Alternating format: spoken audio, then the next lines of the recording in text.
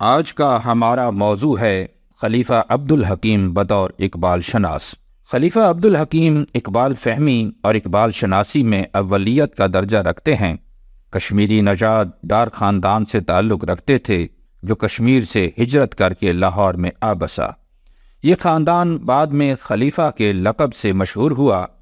آپ کی تاریخ پیدائش 1 جولائی 1893 بیان کی گئی ہے۔ گویا وہ اقبال کے عہد سے ہی تعلق رکھتے تھے۔ انہوں نے میٹرک تک تعلیم لاہور سے ہی حاصل کی۔ ایف اے کا امتحان علی گڑھ سے پاس کیا، جبکہ بی اے کی تعلیم دہلی سے حاصل کی۔ پنجاب یونیورسٹی سے ایم اے پاس کیا۔ خلیفہ عبدالحکیم علامہ اقبال کی سفارش پر 1919 میں عثمانیہ یونیورسٹی حیدرآباد میں فلسفہ اور منطق کے مضامین میں اسسٹنٹ پروفیسر مقرر ہوئے۔ ہائیڈلبرگ یونیورسٹی جرمنی سے رومی کی ما بعد الطبیات کے موضوع پر مقالہ لکھ کر 1925 میں پی ایچ ڈی کی ڈگری حاصل کی۔ واپسی پر عثمانیہ یونیورسٹی میں صدر شعبہ اردو کے عہدہ پر فائز ہوئے۔ 1943 میں امر سنگھ کالج سری نگر کے پرنسپل تعینات ہوئے اور بعد ازاں ڈائریکٹر محکمہ تعلیمات کی خدمات سر انجام دیں۔ 1946 میں عثمانیہ یونیورسٹی حیدرآباد کی فیکلٹی آف آرٹس کے ڈین کا چارج سنبھالا۔ 1949 میں وہ لاہور واپس آئے اور 1950 میں ادارہ ثقافت اسلامیہ کی بنیاد رکھی۔ اس ادارے میں انہوں نے اعلیٰ درجے کی کتابیں ترجمہ اور تصنیف کی۔ 3 جنوری 1959 کو حرکت قلب بند ہونے کی وجہ سے وہ اس جہان فانی سے رخصت ہوئے۔ خلیفہ عبدالحکیم اردو کے ایک بہترین نقاد، مفکر، نثر نگار اور شاعر کی حیثیت رکھتے ہیں۔ ان کی ایک حیثیت ترجمہ نگار کی ہے۔ انگریزی اور دیگر کتابوں کے تراجم ان کے تصنیفی سرمایے میں شامل ہیں۔ ان کی تصنیفات درج ذیل ہیں: افکار غالب، تشبیہات رومی، داستان دانش، مقدمہ ترجمان اسرار، اسلام کا نظریہ حیات، حکمت رومی، فکر اقبال، دیوان حکیم۔ ان کی انگریزی کتب کے نام درج ذیل ہیں: Islamic ideology, meta physics of Rumi, Islam and communism. خلیفہ عبدالحکیم علامہ اقبال کے ہم عصر تھے۔ وہ فلسفہ کے استاد ہونے کے ساتھ ساتھ ایک اچھے شاعر اور صاحب طرز ادیب بھی ہیں۔ ان کی ناقدانہ حیثیت بھی مسلم ہے۔ خاص طور پر انہوں نے مولانا رومی، مرزا غالب اور علامہ اقبال کے افکار و خیالات پر قابل قدر تنقیدی کام کیا ہے۔ اقبال کے فکر و فلسفہ پر کام کرنے کے لیے ضروری ہے کہ اقبال شناس بھی فکر و فلسفہ پر گہری گرفت رکھتا ہو۔ خلیفہ عبدالحکیم اس معیار پر پورے اترتے ہیں۔ وہ خود بھی شاعری اور فلسفہ کا خوبصورت امتزاج رکھتے تھے۔ اسی وجہ سے ان کی کتاب فکر اقبال اقبالیاتی ادب میں اولیت کے ساتھ ساتھ معیاری کتب میں بھی شمار ہوتی ہے اور آج بھی اقبال شناسی میں بنیادی ماخذ کی حیثیت رکھتی ہے۔ خلیفہ عبدالحکیم نے اقبال سے محبت کا اظہار اپنی ایک مسدس میں کیا ہے جو انہوں نے اقبال کے حوالے سے لکھی۔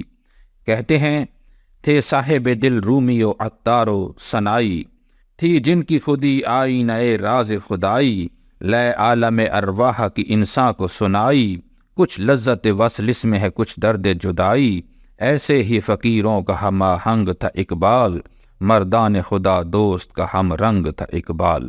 ڈاکٹر خلیفہ عبدالحکیم کی کتاب فکر اقبال، اقبال کی شخصیت، تصورات و نظریات اور فکر و فن کے حوالے سے انتہائی اہمیت رکھتی ہے اور اسے اقبالیاتی ادب کی مستند ترین کتب میں شمار کیا جاتا ہے۔ اس کتاب میں اقبال کے فکر و فلسفہ اور شاعری کے مختلف پہلوؤں پر فکر انگیز بحث کی گئی ہے۔ اقبال کے حوالے سے ان کا ایک اور کام مقالات حکیم ہے، جس کی 3 جلد میں اقبال کے حوالے سے مضامین شامل کیے گئے ہیں۔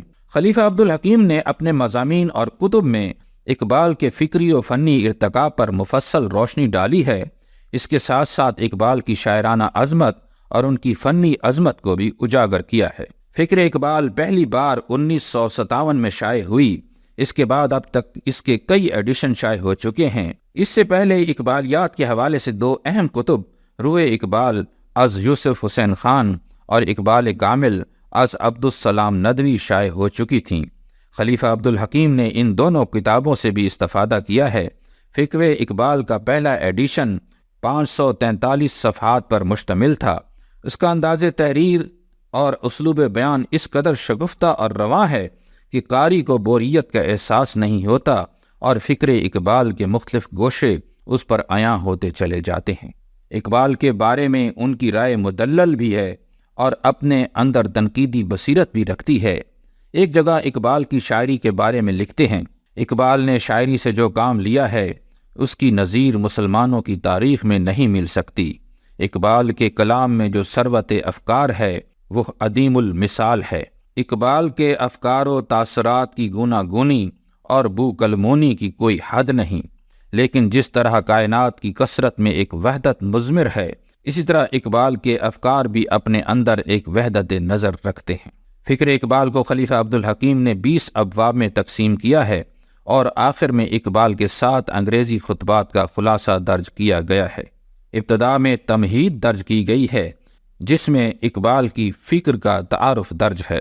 اقبال کے حوالے سے لکھتے ہیں، اقبال شاعر بھی ہے اور مفکر بھی، وہ حکیم بھی ہے اور کلیم بھی، وہ خودی کا پیغام بر بھی ہے اور بے خودی کا رمز شناس بھی، وہ توقیر آدم کا مبلغ بھی ہے اور تحقیر انسان سے درد مند بھی، اس کے کلام میں فکر و ذکر بھی ہم آغوش ہیں اور خبر و نظر آئینہ یک دیگر۔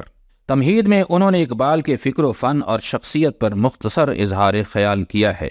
فکر اقبال کے پہلے باب میں انہوں نے اقبال کی شاعری کی ابتدائی منزلوں کو بیان کیا ہے اور ساتھ ہی اقبال کی شاعری کی ارتقائی منازل کا مجموعی جائزہ بھی پیش کیا ہے۔ دوسرے، تیسرے اور چوتھے ابواب میں اقبال کی شاعری کا قیام یورپ کا دور زیر بحث آیا ہے۔ 5ویں باب میں فکر اقبال کے اسلامی پہلو کو بیان کیا گیا ہے، جبکہ باب نمبر 6 میں اقبال کی فکر کا انقلابی پہلو زیر مطالعہ آیا ہے۔ وہ اقبال کے کلام اور فکر کا جائزہ لیتے ہوئے لکھتے ہیں کہ اقبال کے تمام افکار میں جو چیز نمایاں نظر آتی ہے وہ تمنائے انقلاب ہے۔ 7ویں باب میں اقبال کی مغرب پر تنقید کو موضوع بنایا گیا ہے، جبکہ 8ویں باب میں اقبال کے اشتراکیت کے حوالے سے نظریات پر خلیفہ عبدالحکیم نے بحث کی ہے۔ 9ویں باب میں اقبال کے جمہوریت کے بارے میں نظریات کو بیان کرتے ہوئے وہ لکھتے ہیں کہ کلام اقبال میں جمہوریت کے حوالے سے موافق اور مخالف دونوں قسم کے نظریات ملتے ہیں اور وہ اسلام کے جمہوری نظام کے قائل ہیں۔ 10ویں اور 11ویں ابواب میں عقل و عشق پر اقبال کے نقطۂ نظر کو واضح کیا گیا ہے۔ اقبال عقل کی اہمیت کو بھی سمجھتے ہیں لیکن ترجیح عشق کو دیتے ہیں۔ 12واں باب تصوف پر ہے، جبکہ 13ویں باب میں اسرار و رموز کو موضوع بنایا گیا ہے۔ خودی اور بے خودی پر بحث کر کے اقبال کی فکر کے ان بنیادی تصورات کو واضح کیا گیا ہے۔ اقبال اپنی نظر میں اگلا باب ہے جس میں مختلف فارسی شعراء کے محاسن پر نظر ڈالی ہے اور اقبال کا ان سے موازنہ کیا ہے۔